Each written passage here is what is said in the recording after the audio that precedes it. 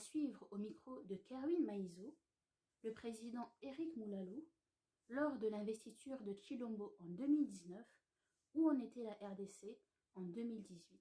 Le classement PNUD, plaçant la RDC dans le top 10 des plus mauvais élèves sur l'indice de développement humain. Les indices 2020. L'indice de développement humain. La RDC est classée 179e sur 189 pays couverts. Les indices 2021. IDH, indice du développement humain. La RDC se classe désormais 175e sur 189 pays pour l'année 2020. Elle gagne donc 4 places. Nous sommes le 10 novembre 2022 et l'IDH, l'indice de développement humain classé par le PNUD. En 2020, la RDC était 175e sur 189 pays couverts. Elle avait gagné 4 places. Cette année cependant, elle fait une chute de 4 places et passe 179e du classement. Nous sommes le 10 novembre 2023. Passons à l'indice Transparency International qui classe les pays sur base de la perception de la corruption. En 2022, la RDC était positionnée 169e sur 180 pays. Cette année, ciel moins nuageux, elle se hisse à la 166e position, gagnant ainsi 3 places.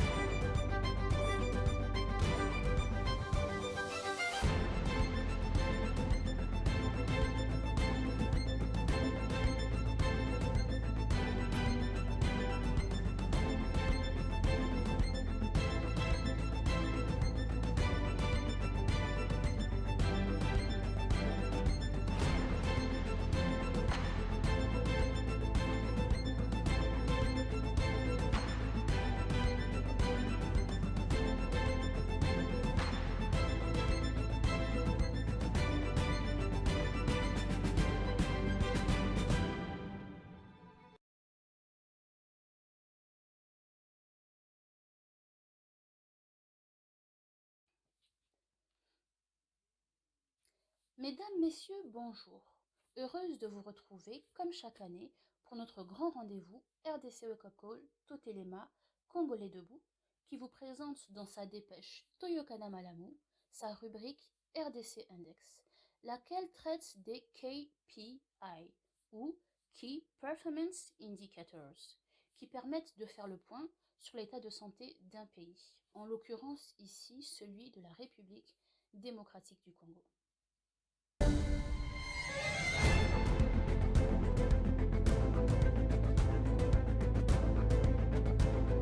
Comme vous le savez, cette année, avec la guerre à l'Est qui bat son plein, le pays est plongé dans le chaos. Les index 2024 pour 2023 ne reflètent donc absolument pas l'état de santé actuel de la RDC. Il sera intéressant d'ici quelques mois, avec la publication de l'édition 2026 pour 2025, de dresser un bilan réel de la situation. D'ici là, vous pouvez trouver nos précédentes éditions RDC Index de notre dépêche Toyokana Malamu, année par année, sur nos plateformes YouTube et Facebook.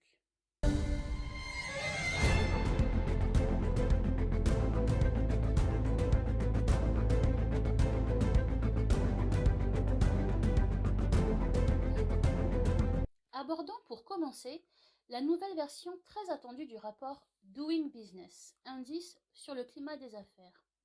Nous vous expliquions dans nos précédentes éditions qu'après un signalement d'irrégularité générant des soupçons de corruption, le rapport Doing Business a cessé d'être publié.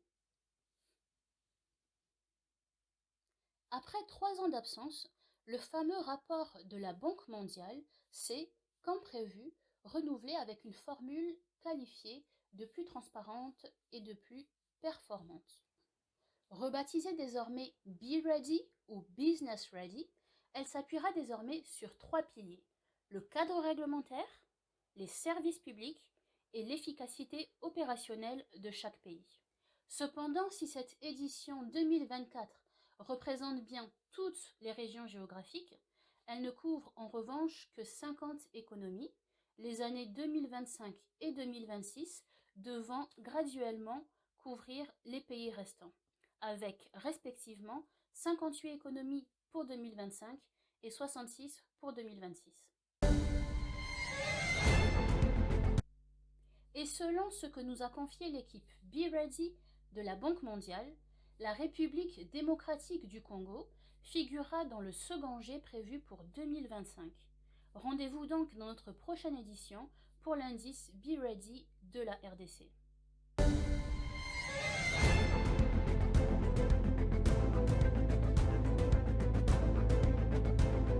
Place à présent au Global Peace Index qui classe les pays selon leur niveau de pacifisme. En 2023, la RDC se nichait à la 159e place sur 163 pays. Cette année, 158e du classement, elle gagne une petite place mais reste dans le top 5 des pays les moins pacifiques de la planète. À l'échelle régionale, elle demeure, comme en 2023, 43e pays le moins pacifique d'Afrique subsaharienne sur 44 pays recensés.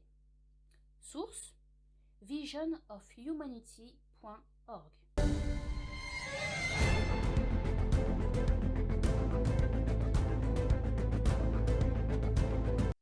Passons à Transparency International et son indice de la perception de la corruption. Sans surprise, la RDC demeure dans les 15 pays les plus corrompus de la planète, mais on note tout de même une belle éclaircie.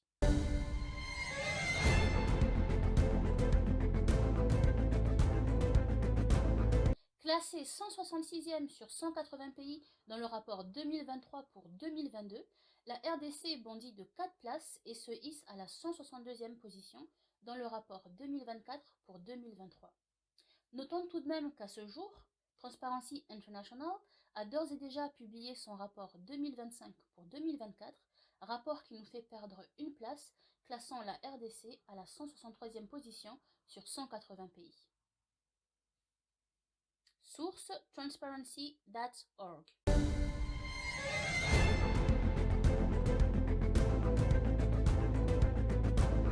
Concernant à présent l'IDH, Indice de développement humain, idem de l'an dernier, les chiffres 2024 n'ont pas été publiés. Le PNUD a toutefois publié un rapport global qui permet entre autres choses de pouvoir établir des projections pour cette année. Ce rapport note que si l'indice de développement humain repart à la hausse, cette progression ne concerne bien évidemment pas tout le monde.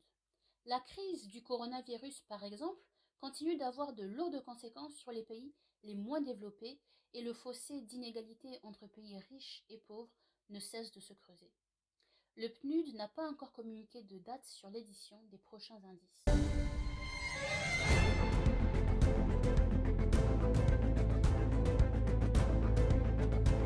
Place au Normandie Index, indice qui classe les pays en fonction du niveau de menace qu'ils représentent pour la paix, la sécurité et la démocratie dans le monde. 135e sur 137 pays en 2023, la RDC progresse légèrement et se positionne désormais à la 134e place, quittant ainsi le top 3 des pays les plus menaçants. Source europarl.europa.eu.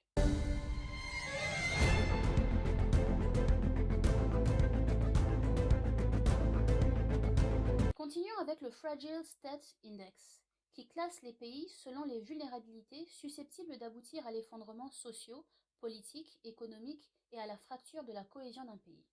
Rappelons que dans cette méthode de calcul, la position est positive lorsqu'elle se rapproche de 179 sur 179. Plus elle s'en éloigne, moins elle rassure.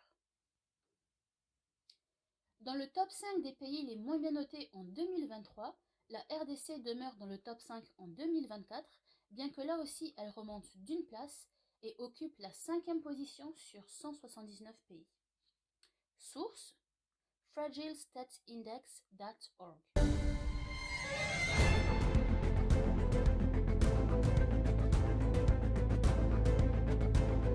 Terminons avec le Global Terrorism Index, ou l'indice global du terrorisme, publié par l'Institut pour l'économie et la paix. Indice qui classe les pays en fonction du taux d'activité terroriste qui y sont enregistrés. Là aussi, plus on s'éloigne du nombre global de 163 sur 163 et plus la note est négative. En 2023, la RDC dégringolait déjà de 3 places et chutait à la 14e position des pays les plus ravagés par la menace terroriste. En 2024, elle ne s'améliore pas et perd de nouveau une place et occupe désormais la 13e position sur 163 pays.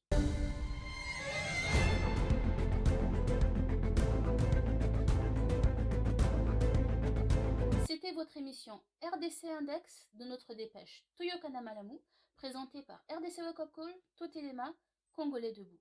Comme précisé en début d'émission, vous pouvez retrouver nos précédentes éditions RDC Index, année par année, sur nos plateformes Facebook et YouTube. Depuis 7 ans, RDC Index vous dresse le bilan de l'état de santé de la République démocratique du Congo. Ce qui ressort de nos différentes émissions, c'est que ce pays va très mal. Aujourd'hui, son intégrité territoriale et sa souveraineté sont plus que jamais menacées. Le Rwanda, soutenu par l'impérialisme occidental, attaque désormais la RDC frontalement. 500 000 Congolais sont en fuite depuis le début de l'année, se rajoutant aux 7 millions de déplacés internes. Les affrontements à l'Est ont causé la mort de plus de 3 000 Congolais et on sait que ces chiffres ne sont pas exhaustifs, sans parler des blessés. Nous en appelons à la mobilisation de l'opinion publique, empathique avec les crises mondiales telles que palestiniennes ou ukrainiennes. À l'instar de l'année dernière, je veux dire ceci. Après 64 ans de néocolonialisme, il est temps d'en finir avec les mécanismes de domination pour que les peuples d'Afrique et tout particulièrement de la RDC accèdent à la paix et au développement humain auquel ils aspirent comme tous les peuples du monde. Voilà, mesdames, messieurs, sur ces quelques mots, je vous souhaite le meilleur et de prendre soin de vous. Je vous retrouve prochainement pour notre édition 2025-2026, à moins d'une édition spéciale en cas de breaking news.